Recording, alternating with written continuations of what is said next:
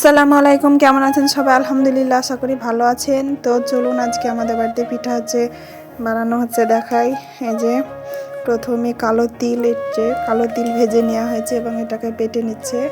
হ্যাঁ, তো এভাবে বেটে নিয়ে তারপরে এই যে ডাল সিদ্ধ হয়েছে, নারকেল কুড়া, নারকেলের এটা হচ্ছে চাচি, নারকেল দিয়ে একটা চাচি তৈরি করা হয়েছে, আমরা এগুলোকে চাচি বলি।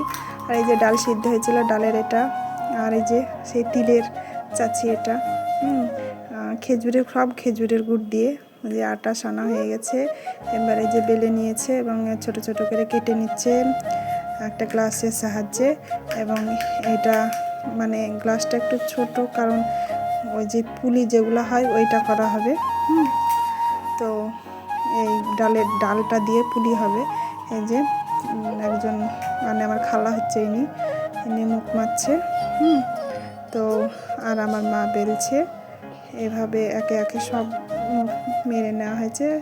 তারপরে এগুলাকে নিয়ে গিয়ে এখন ভাজা হবে। এই যে ভাজা হচ্ছে।